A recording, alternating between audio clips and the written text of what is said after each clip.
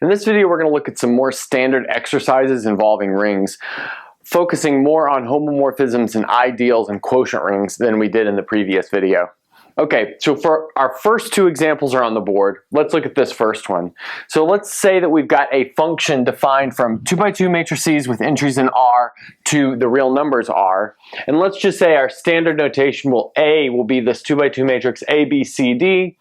And we want to consider three ways to define phi and answer the question, which of them makes this a homomorphism? So the first one will be phi of A equals little a. In other words, we just get this entry right here. The next one will be phi of A is the determinant of A.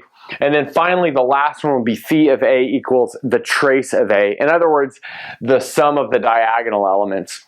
Okay, so let's look through these one at a time. So notice that if we have A equals A, B, C, D, and let's say we have B equals X, Y, Z, W, notice that phi of A plus B for this first one is going to be the same thing as phi of A plus X, B plus Y, C plus Z, D plus W, but that just projects to A plus X, but that's clearly equal to phi of A plus phi of B. So our sum condition of being a homomorphism is satisfied. Now let's go ahead and look at the product condition. So we have phi of A times B, so that's going to be equal to phi of, so multiplying these two matrices, so in this upper entry we get AX plus BZ, and then here we're going to get AY plus BW, CX plus DZ, and then finally CY plus DW. So that's what we get for the product of those two matrices. But now taking out this upper left component is going to give us AX plus BZ. But let's notice that phi of A times phi of B is going to be equal to A times X. But now notice that these guys are not equal to each other. So that means this is not a homomorphism. And I should say it's not a homomorphism on the level of rings. It is a homomorphism on the level of abelian groups. Okay, with respect to addition. All right, so let's clean up this bit and then we'll look at the determinant. Now let's go ahead and look at this second definition. So notice our multiplication holds because we know the determinant of A times B is equal to the determinant of A times the determinant of B. And so that means we have phi of AB is equal to phi of A times phi of B. And now notice this immediately tells us that if we restrict phi to the units of M2x2R, in other words, GL to R, the general linear group, and we only consider the group of units of this ring, then this is a group homomorphism. So I'll go ahead and say this is a group homomorphism, which should be fairly familiar from studying group theory. Okay, now let's see if it's a ring homomorphism. That is, if it satisfies the addition. So let's go ahead and look at phi of A plus B. So notice that's going to be phi of, well, let's use A and B as defined before, which I won't rewrite up here. We'll have A plus X, B plus Y, C plus Z right here, and then D plus W down here. But notice that determinant is going to be A plus X, D plus W, minus B plus Y, C plus Z. Now let's go ahead and compare that to phi of A plus phi of B, which is going to be AD minus BC plus, let's see, it'll be XW minus YZ, given the fact that B is that matrix XYZW. Okay, so now Another thing that we can notice is that if we multiply this out, we're going to get AD minus BC will definitely be one component of it. And then XW minus YZ will be another component of it. But we'll also get a bunch of other terms like AW. So AW plus DX, that'll be the cross terms here. And then here we're going to have like BZ plus CY. And so notice that these are not equal to each other. They do share a bunch of common terms, but they have some terms which are not in common. So this is not a ring homomorphism. Like I said before, if you restrict it to the group of units, it's a group homomorphism for that structure, but not a ring homomorphism. So we are not good to go here. Okay, let's move on and look at the trace. Okay, now looking at the trace, again, we have A as this A, B, C, D, B as X, Y, Z, W. So let's go ahead and calculate phi of A plus B. So that's going to be phi of A plus X, B plus Y, C plus Z, D plus W. But then the trace is the sum of the diagonal elements. That's going to give us A plus D plus X plus W, which is the trace of A plus the trace of B. So just like our first example, this is a group homomorphism of the underlying additive group that's abelian. Okay, great. Now let's look at the multiplication. So phi of A times B. So notice that's going to be the same thing as phi of, now multiplying these guys, we're going to have AX plus BZ right here. And then in this lower right component, we'll have CY plus DW right here. And then I'm going to go ahead and just put stars in those two components. We could calculate those. In fact, we did just previously. But what I will say is that we don't care what those are in this case because we're taking the trace, which means we're summing the diagonal. So notice summing the diagonal is going to give us AX plus BZ plus CY plus DW. So that's what we get summing the diagonal. Now let's look at phi of A times phi of B. So phi of A times phi of B. That's going to give us A plus D times X plus W. Okay, but now we can FOIL that out. So that's going to give us AX plus AW. And then next, plus DX plus DW. But now notice that those are not the same. So again, this is a group homomorphism of the underlying additive abelian group, but it is not a ring homomorphism because it does not satisfy the multiplicativity. Okay, so now let's move on to this one. And the question here is about determining which of these subsets are ideals in Z adjoint X. Those are polynomials with coefficients in X. So the first one that we want to look at is polynomials with even constant term. So in other words, P of X looks like this. It looks like an x to the n plus all the way down to a1x plus something that is even. Okay, great.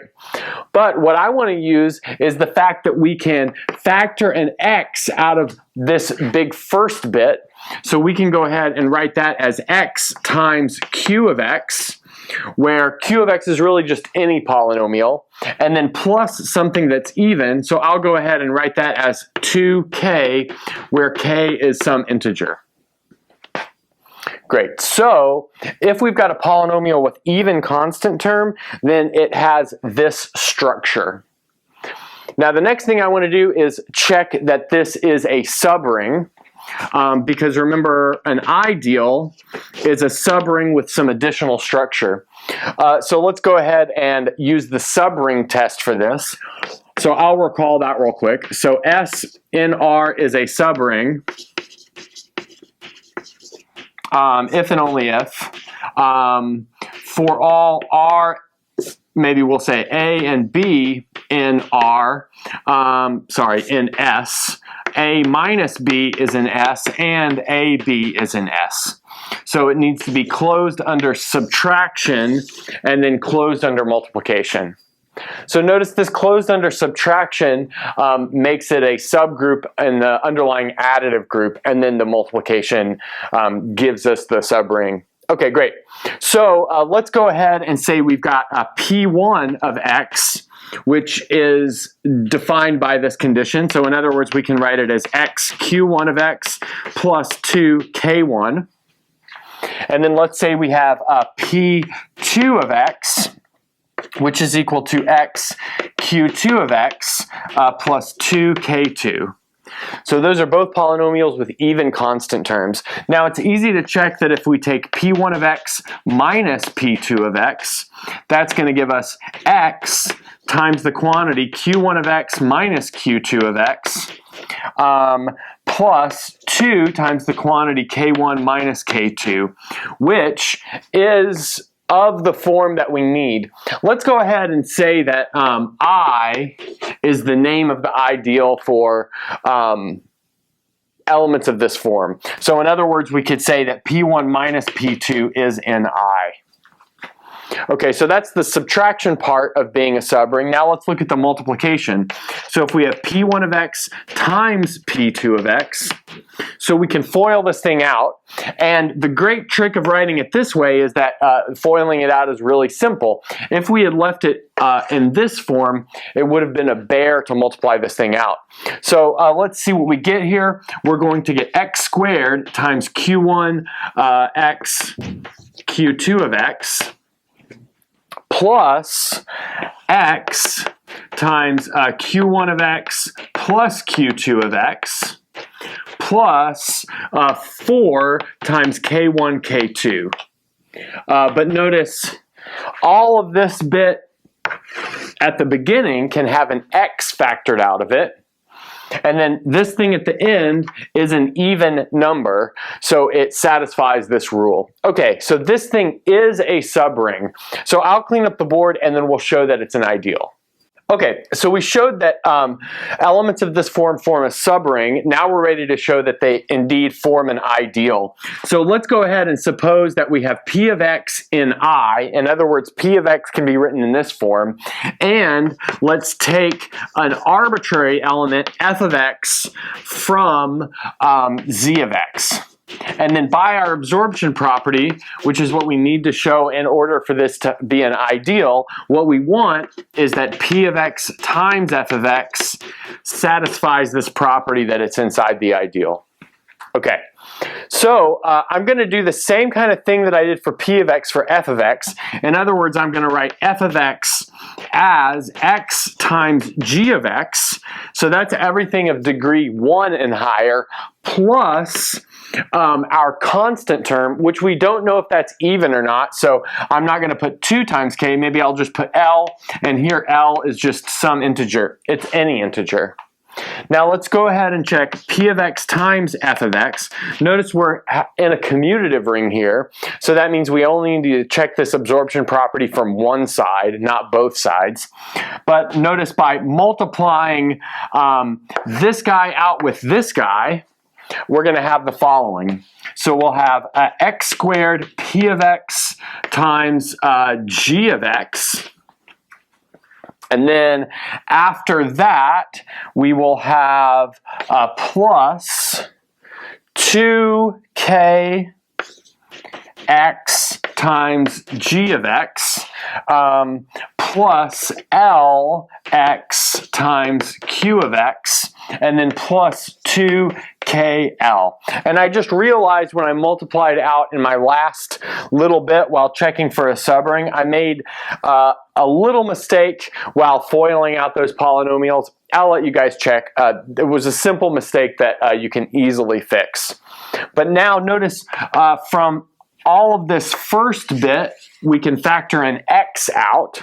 So that's going to give us x times the quantity, x P of X, G of X, plus 2k G of X plus L Q of x. So that's everything of degree 1 and higher. And then we have plus 2 times the quantity k times L.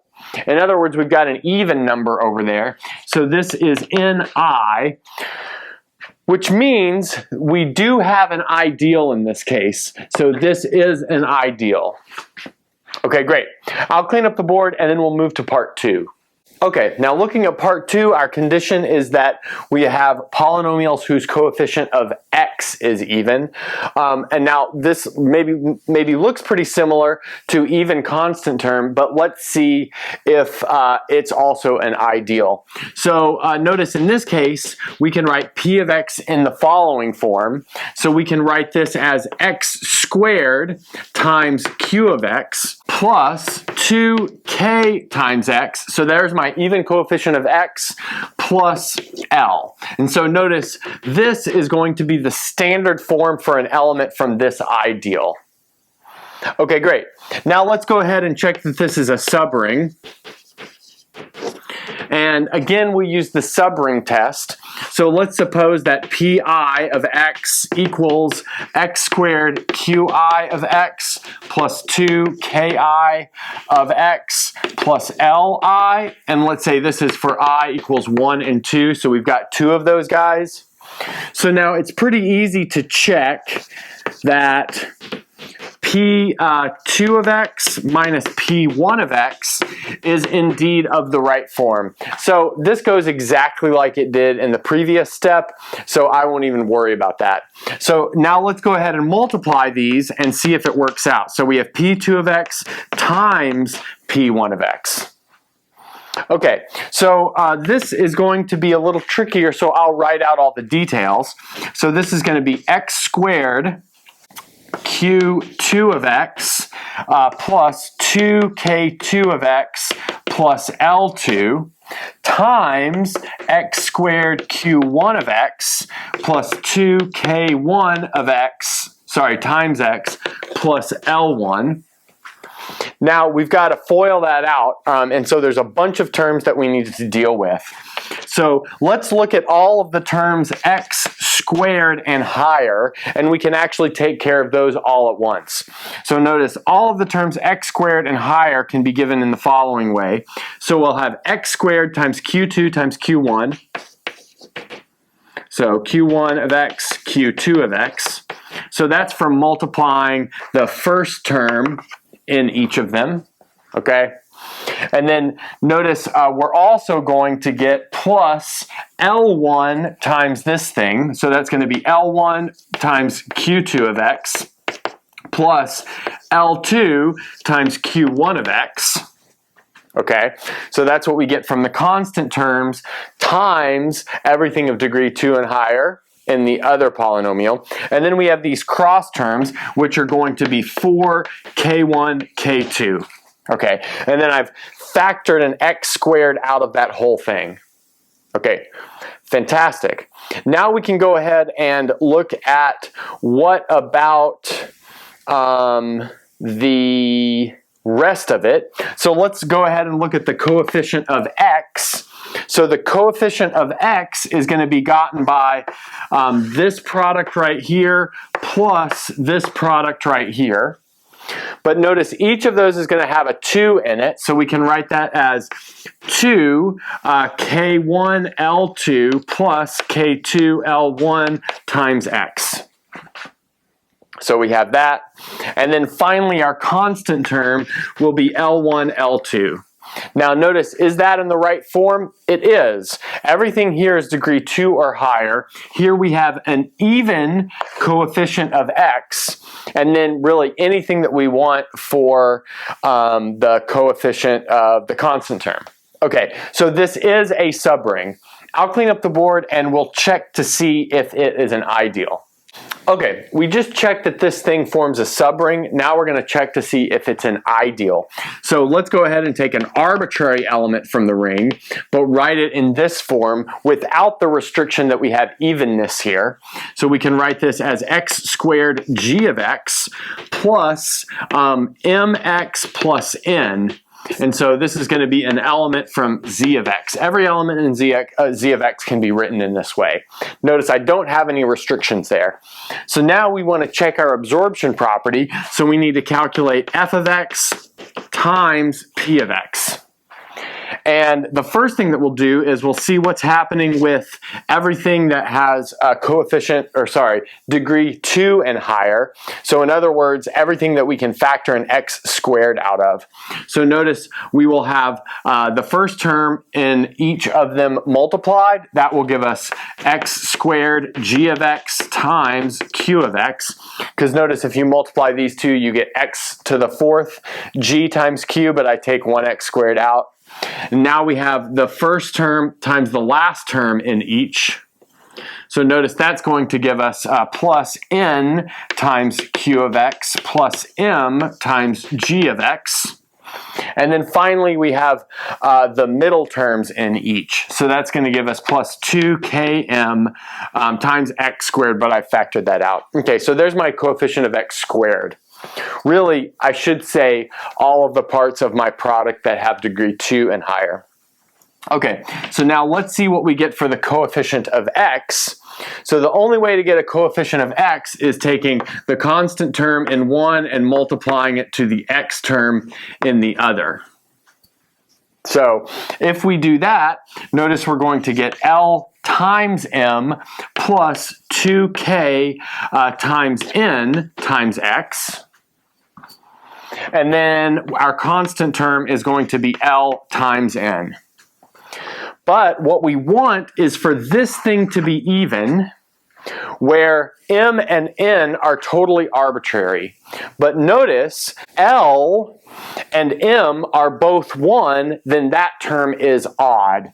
So if L equals m equals 1, then this is odd, which means not an ideal. So just to reiterate, in order for this to be an ideal, this thing which I've circled in blue needs to be even regardless of what polynomials we have up here. But it is not even regardless of what polynomials we have up here. In fact, if L and m are both 1, then that's most definitely 1 because we've got 1 plus an even number. So we have this guy up here is not an ideal, our second example. Okay, I'll clean up the board and then we'll move to the third. For our third example, we're going to look at this set, which is all polynomials in z adjoint x where their derivative is equal to 0.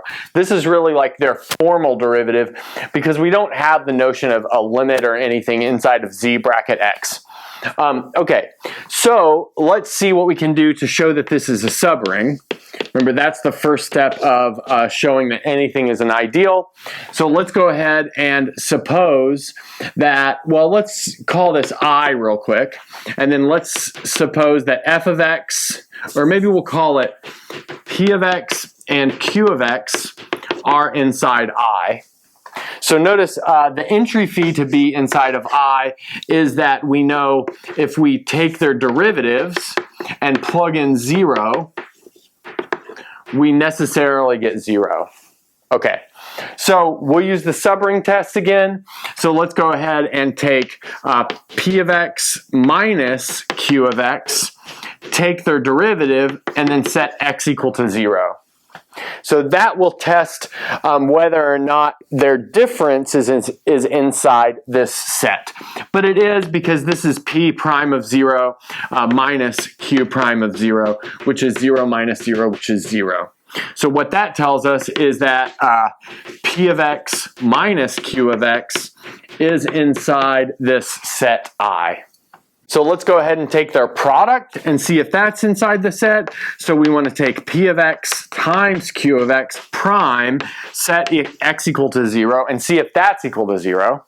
But notice we can use the product rule here. So that's going to give us p prime of 0, q of 0, plus p of 0, q prime of 0. But again, that's 0 plus 0, which equals 0, which tells us that p of x times q of x is inside this set. So that's all we need from the subring test to show that this is indeed a subring. So I'll clean up the board and then we'll see if it is an ideal. So we just finished showing that this thing is a subring. Now let's see if it's an ideal. So let's go ahead and take P of x from I, and let's take f of x to be any element in Z adjoin x. And in order to be inside of I, their product needs to satisfy the rule that when you take its derivative, set x equal to 0, you get 0. So let's see if that happens. So P of x times f of x prime evaluated at x equals 0. So that's going to give us P of 0, f prime of 0, plus P prime of 0 times f of 0.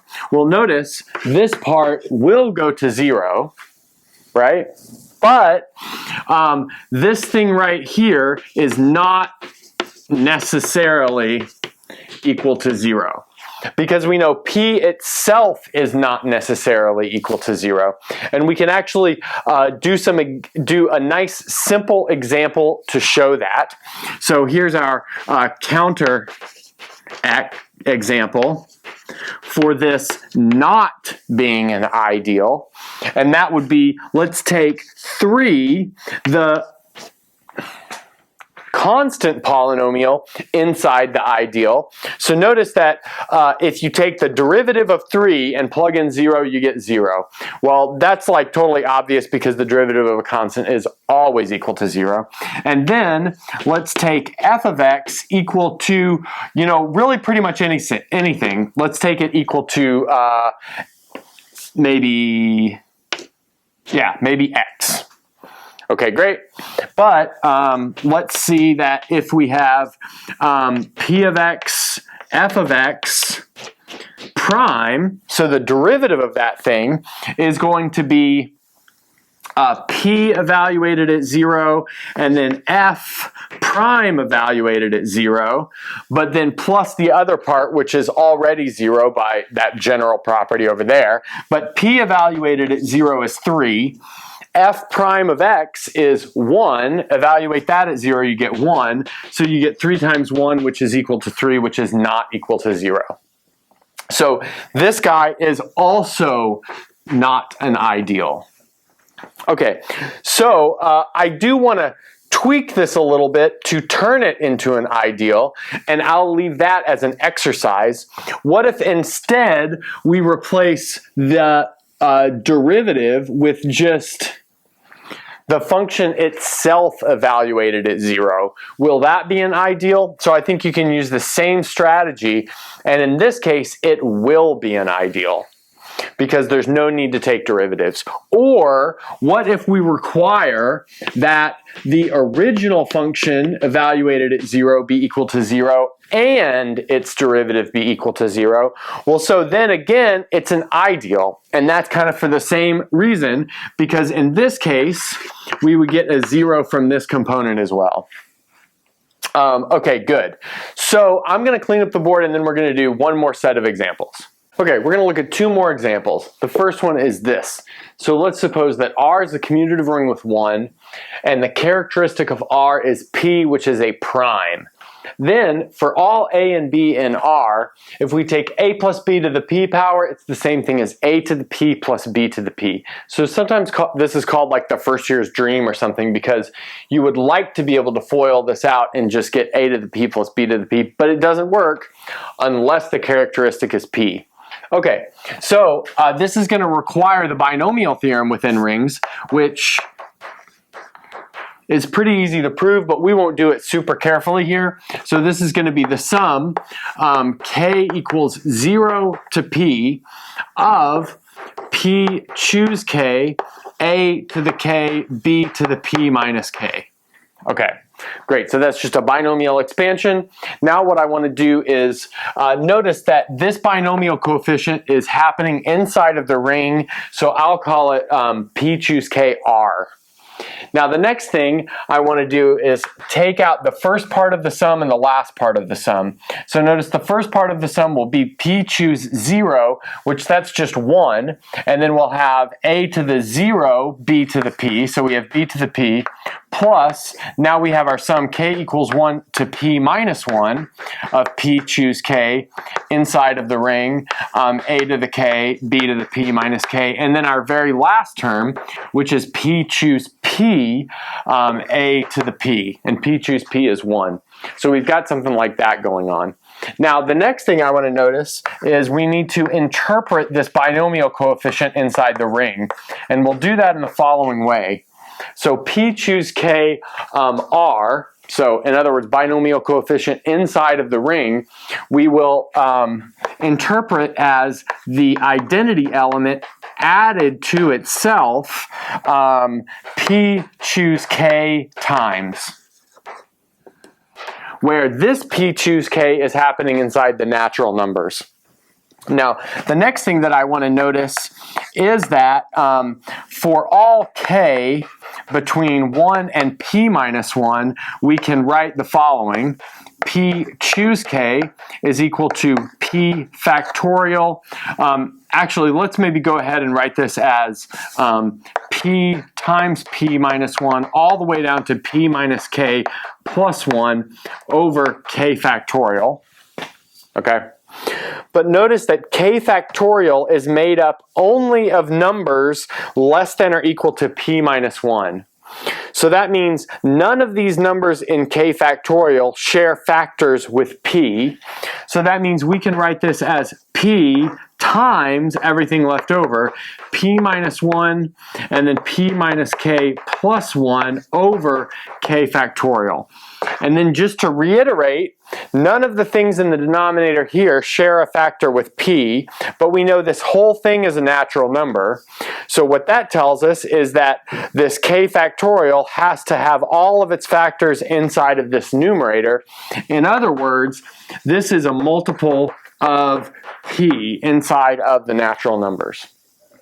Another way to think about this is that because this whole thing is a natural number, we know that k factorial divides the numerator. But then, since p is a prime and k factorial only contains things not divisible by p, we know k factorial doesn't divide p, which means it has to divide all of the rest of the stuff, which tells us that this is a natural number. Okay, any way you look at it, this thing is a multiple of p, which means all of these are multiples of p, which means they all add up to 0 given that the characteristic is p. And what we're left with is b to the p plus a to the p, but then just rewriting that's a to the p plus b to the p, and then we have it. Okay, so for our last example, we want to say if I and j are ideals from R, then I plus j is the smallest ideal containing I and j. So let's maybe first show that it's an ideal in the first place. And so let's notice that I plus j is defined in the following way. So it's all combinations I plus j, where little I is in big I and little j is in big J. Okay. So let's go ahead and show that it's a subring. And we'll use the subring test like we did for all of those examples on the last board. So let's suppose that A and B are in I plus j. And so what that tells us is that A equals I plus j and B equals I prime plus j prime, where I and I prime are in I and j prime are in j. Okay, now let's go ahead and look at B minus A, but notice by reassociating things, that's going to give us I prime minus I plus j prime minus j, which is obviously an element from I plus j. So we have the closed under subtraction part of being a subring. Now let's look at the closed under a multiplication part of being a subring. So A times B, so that's going to go ahead and be I plus j times I prime plus j prime. But now foiling that out, we have I times I prime plus I times j prime plus j times I prime plus finally j times j prime. Great. So we've got something like that going on.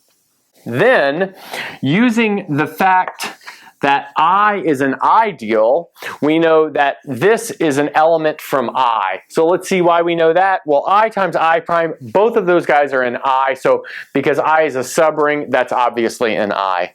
Now, I is in an ideal, and J J prime we can just see as being inside the ring as a whole. So by the absorption property, I times J prime is an element from I. It's also an element from J, but that's kind of neither here nor there. So this is an element from I, and then likewise, this next part is an element from J by the same sort of reasoning, which means their sum is an element from I plus J, which is exactly what we need to show for this to be a subring. Okay, I'll erase the board and then we'll check that it's an ideal. Okay, we just showed it was a subring. Now let's check the absorption properties for it to be an ideal. So let's suppose that A is in I and maybe X is any element of the ring.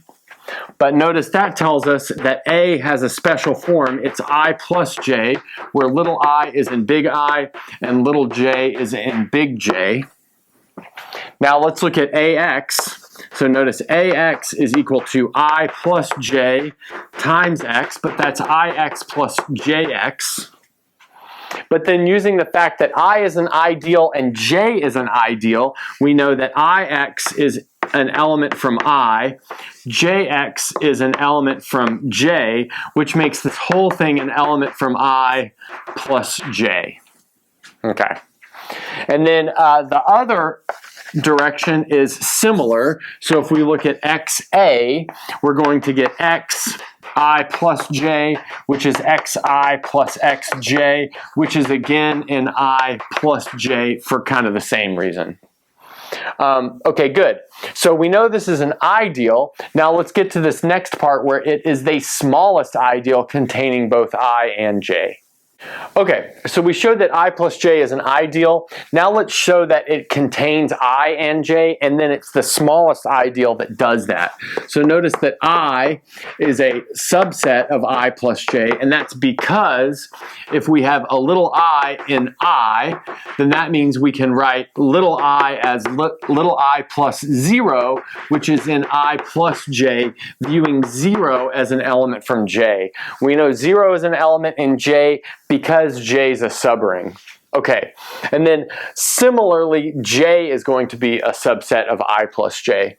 Okay, so now let's get an idea for what we mean by the smallest ideal containing I and J.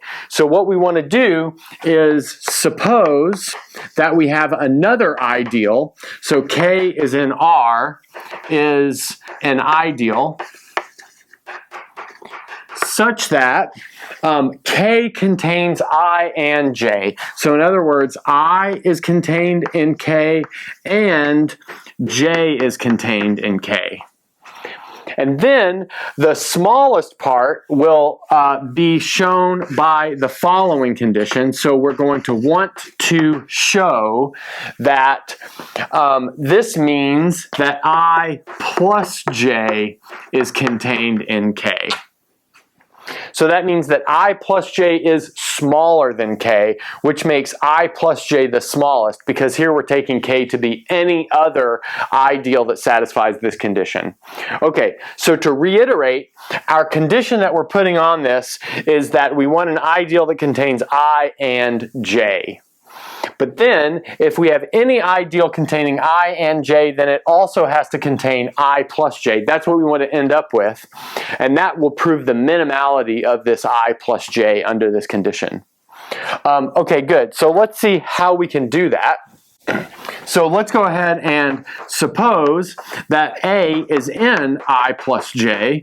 But now notice that means that A is equal to little I plus little j, where little I is in I and little j is in J. Okay. But that implies that little I is in K because capital I is a substructure of K, and little j is an element from K, again, because capital J is a substructure of K. But K, being an ideal, is a subring, which means it's closed under addition. So this tells us I plus J is an element from K, but I plus J is exactly what we said A was. So that means we have A is an element from K. But look at what we started with, an arbitrary element in that sum of the ideals, and we ended up with an arbitrary element in this, which is exactly the same as saying that I plus J is a subset of K. In other words, I plus J is the smallest ideal that contains I and J. Okay, good. So this is the end of the video.